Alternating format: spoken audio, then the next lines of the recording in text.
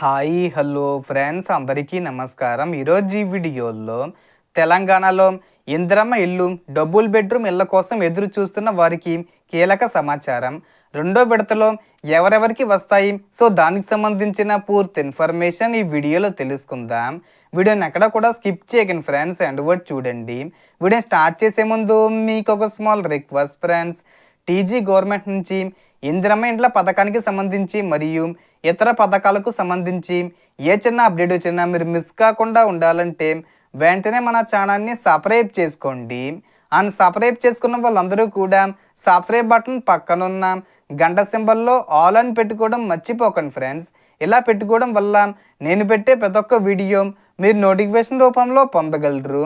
And video మీరు నచ్చితే like చేయండి ఫ్రెండ్స్. సో ఏమాత్రం లేట్ చేయకుండా వీడియోలోకి వెళ్ళిపోద్దాం. సో ముఖ్యంగా జిహెచ్ఎంసి పరిధిలోని 15 నియోజకవర్గాల్లో డబుల్ బెడ్రూమ్ ఇళ్ల నిర్మాణానికి ప్రభుత్వం చర్యలు ప్రారంభించింది. ఇటీవలే సీఎం రేవంత్ రెడ్డి గారు నిర్మాణానికి భూమి పూజ కూడా చేశారు.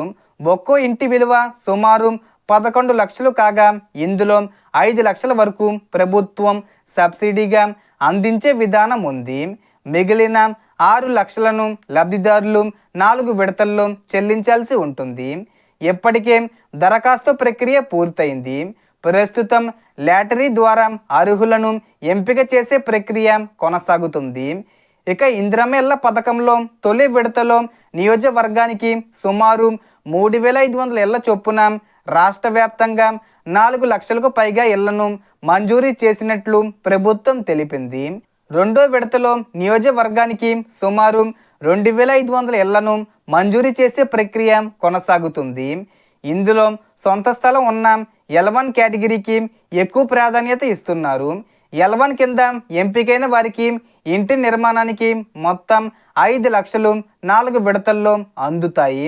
పునాదికి 1 లక్ష, గోడలకు 1,25,000 రూపాయలు, స్లాబ్కు 1,75,000 రూపాయలు, ఇల్లు పూర్తయిన తర్వాత మరో 1 లక్ష రూపాయలు ఇస్తారు. సొంత స్థలం ఇల్లు లేని అర్హులకు L2 కింద డబుల్ బెడ్రూమ్ ఇళ్లను కేటాయించే అవకాశం ఉంది. మీరు ఎంపికయ్యారా లేదా అనేది ఇందిరమ్మ ఇళ్ల వెబ్సైట్లో ఆధారు, మొబైలు లేదా అప్లికేషన్ నెంబర్ ద్వారా చెక్ చేసుకోవచ్చు.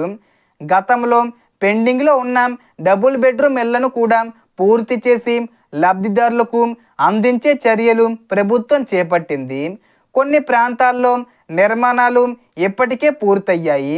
అలాగే దరఖాస్తు సమయంలో 100 రూపాయల అప్లికేషన్ ఫీజు, 10,000 రూపాయల రిఫండబుల్ డిపాజిట్ తీసుకుంటున్నట్లు సమాచారం.